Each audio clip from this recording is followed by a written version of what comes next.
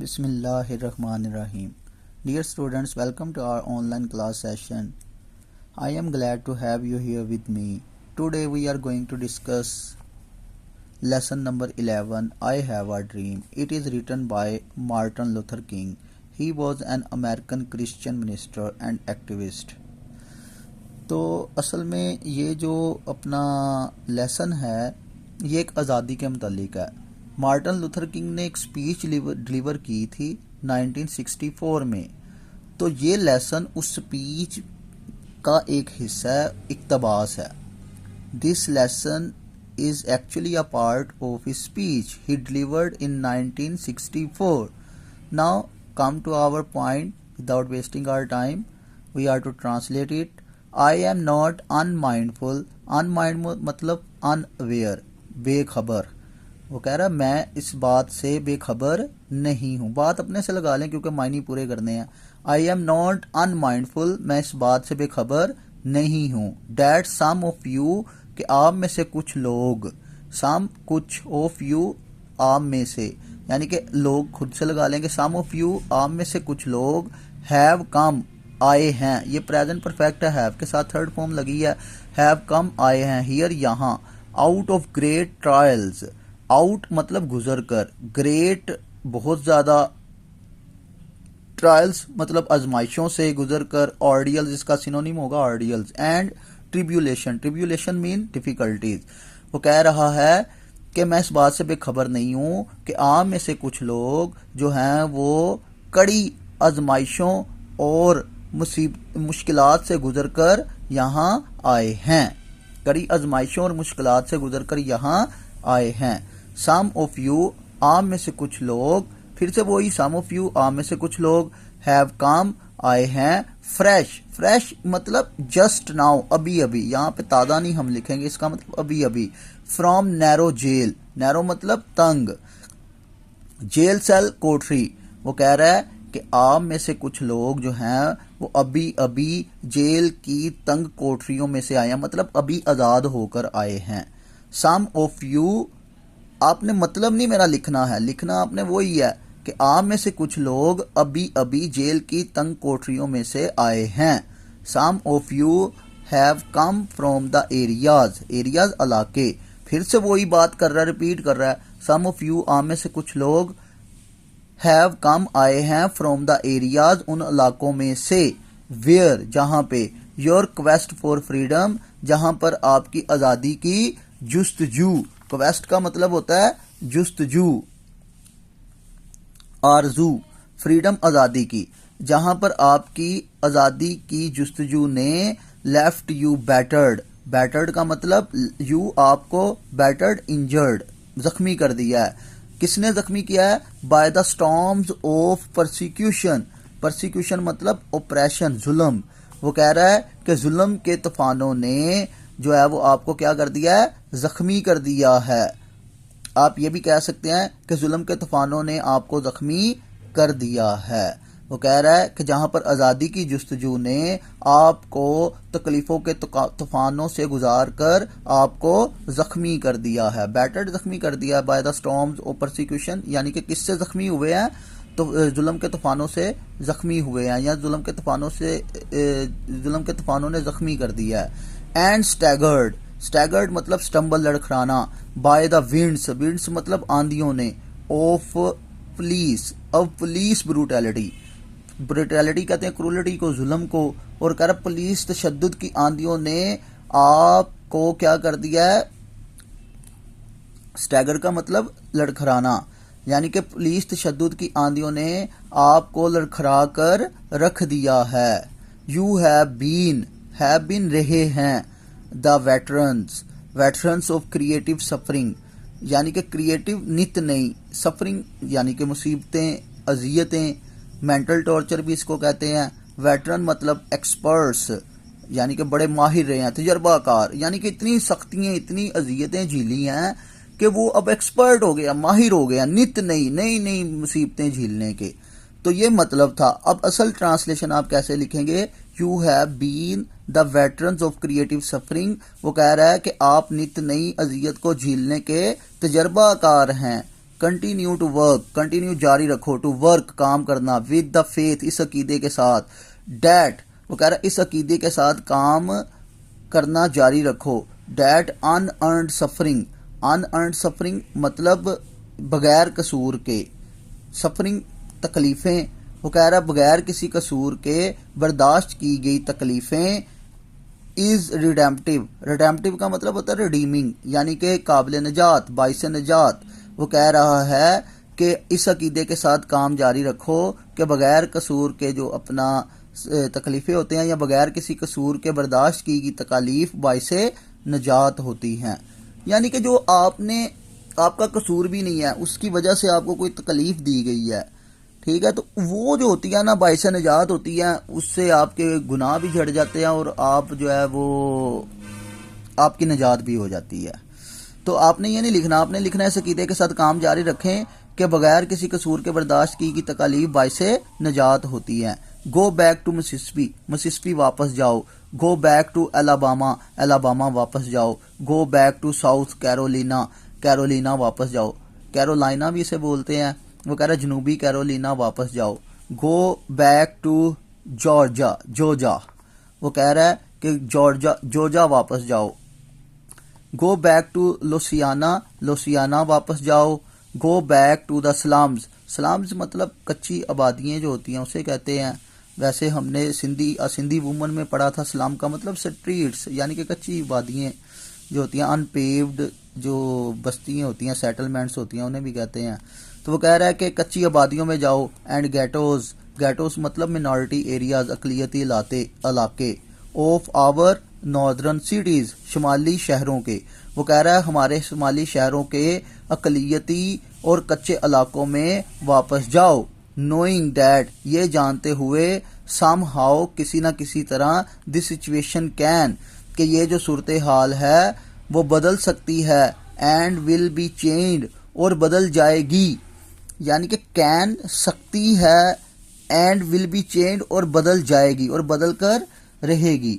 वो कह रहा है कि ये जो सूरत हाल है जो जुल्म सितम की है या ये जो परसिक्यूशन है, ये सारी बातें वो कह रहा है आपको कि ये जो सारी सूरत हाल है वो बदल जाएगी या ये हालात बदल सकते हैं और बदल जाएंगे किसी ना किसी तरह।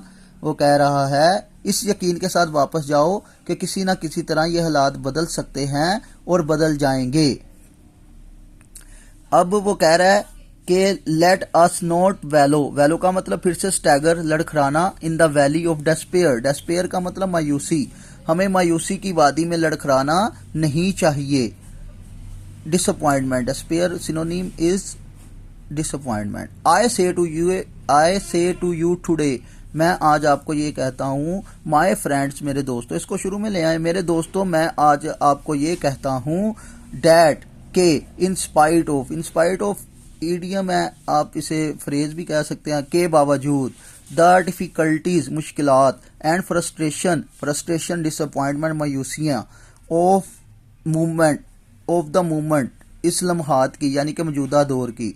वो कह रहा है मेरे दोस्तों आज मैं तुम्हें कहता हूँ कि इन सब मुश्किलात और परेशानियों के बावजूद मेरा एक ख्वाब है, I still have a dream, मेरा एक ख्वाब है, इन स्पाइट ऑफ के बावजूद, वो कह रहा है इन मुश्किलात और मायूसियों के बावजूद मेरा एक ख्वाब है, इट इज़ अ ड्रीम, ये एक ख्वाब है, deeply rooted in the American dream, ये ख्वाब अमरीकी ख्वाब की जड़ों में रचा बसा हुआ है। डीपली रूटेड मतलब मुकम्मल तौर पे यानी कि रचा बसा हुआ है, यानी कि मेरा ख्वाब अमेरिका के साथ जुड़ा हुआ है, अमेरिका भी चाहता है कि आज़ादी हो, आज़ाद हों। आई हैव अ ड्रीम, मेरा एक ख्वाब है, डैट वन डे कि एक दिन, this nation will rise up, वो कह रहा मेरा एक ख्वाब है कि एक दिन ये कौम उठेगी, राइज अप उठेगी, एंड लिव आउट और अपनाएगी या ज़िंदगी गुजारेंगे या मुकम्मल करेंगे, the true meaning of its creed, true meaning अपने सही अकीदे के जो हैं वो मायने पूरे करेगी या अपनाएगी या अपने अकीदे के मुताबिक ज़िंदगी गुजारेंगे। वो कह रहा है कि मेरा एक ख्वाब है कि एक दिन ये कौम उठेगी और जो है वो क्या करेगी, लिव आउट मुकम्मल करेगी या अपनाएगी the true meaning of its creed, अपने अकीदे के सही मायने अपनाएगी। We hold these truth to be self evident. Self evident का मतलब होता है ओबियस, यानी कि वाजे। हमने सच्चाइयों को वाजे मानते हैं। होल्ड का मतलब मानते हैं, यहाँ पे कर लें। हम इन सच्चाइयों को वाजे मानते हैं। That all men are equal, created equal, कि हर तमाम जो इंसान हैं वो क्या हुए हैं, बराबर पैदा हुए हैं। कि वो कह रहा है कि हम इस ख्वाब को या हम इन सच्चाइयों को वाजे मानते हैं कि तमाम इंसान बराबर हैं। आई हैव अ ड्रीम, मेरा एक ख्वाब है। डैट वन डे, कि एक दिन, on the red hills of Georgia, Georgia, Georgia कहना है इसे भाई, जॉर्जिया, और साइलेंट कर दें, जॉर्जिया या जॉर्जिया ही बोल रहे हैं आप। आई हैव अ ड्रीम, मेरा एक ख्वाब है। That one day on the red hills of Georgia, वो कह रहा है जॉर्जिया की सुर्ख पहाड़ियों पे, the sons of former slaves, वो कह रहा है कि किसानों के बेटे या गुलामों के बेटे, and the sons of former slaves, ये फार्मर मतलब साबका है, ए नहीं लगा हुआ, अगर ए लगा होता फिर किसान होना था। इसका मतलब होता है एक्स, यानी कि साबका, पुराना, जैसे कि एक्स मिनिस्टर, एक्स लवर, ये साबका होता है, ठीक है। The sons of former slaves, वो कह रहा है कि साबका गुलामों के बेटे, सन्स बेटे, and the sons of former slave owners, owners का मतलब मालक, और इन गुलामों के बेटों के आका, will be able to sit, काबिल हो जाएंगे, डाउन टुगेदर, इकट्ठे बैठने के, at the table of brotherhood, brotherhood का मतलब भाईचारे के मेज पर।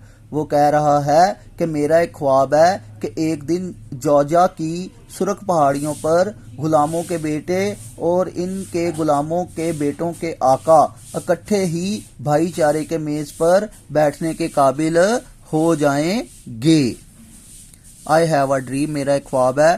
डैट वन डे, कि एक दिन, even the state of Mississippi, वो कह रहा है कि यहाँ तक कि मिसिसिपी की रियासत, और डेजर्ट स्टेट, जो कि एक वीरान उजाड़ रियासत है, स्वेल्टरिंग, स्वेल्टरिंग का मतलब burning, with the heat of injustice, injustice मतलब अनफेयरनेस, वो कह रहा है, हीट मतलब तपिश, वो कह रहा है जो कि नाइंसाफी की तपिश में जल रही है, एंड ऑपरेशन और जुल्म के, विल बी ट्रांसफॉर्म, तब्दील हो जाएगी, इनटू एन आइसिस, आइसिस मतलब नखलिस्तान या रेगिस्तान के अंदर जो होते हैं ना, आइसिस होते हैं, इसमें जो है ना अपना ए साइलेंट है, आइसिस, ओएसिस बोलना है इसे, नखलिस्तान जहाँ पे यानी कि वाटर और ट्रीज वाफर मिकदार में होते हैं, ऑफ फ्रीडम एंड जस्टिस, वो कह रहा है कि ये जो उजाड़ रियासत है जो कि अपना नाइंसाफ़ी और जुल्म की जो है वो अपना तपश में जल रहा है, वो क्या हो जाएगा, तब्दील हो जाएगा, एक आज़ादी और इंसाफ के नखलिस्तान में तब्दील हो जाएगा। तो यहाँ पे मैं फिर से एक दफ़ा इसकी पूरी कर देता हूँ ट्रांसलेशन। मेरा एक ख्वाब है कि एक दिन रियासत मिसिसिपी, जो कि एक सहराई रियासत है, या अपना जो जुल्मो सितम की वजह से झुलस रही है, जुल्मो सितम और नाइंसाफ़ी की आग में झुलस रही है, तपश में झुलस रही है, वो क्या हो जाएगी, आज़ादी और इंसाफ के नखलिस्तान में बदल जाएगी।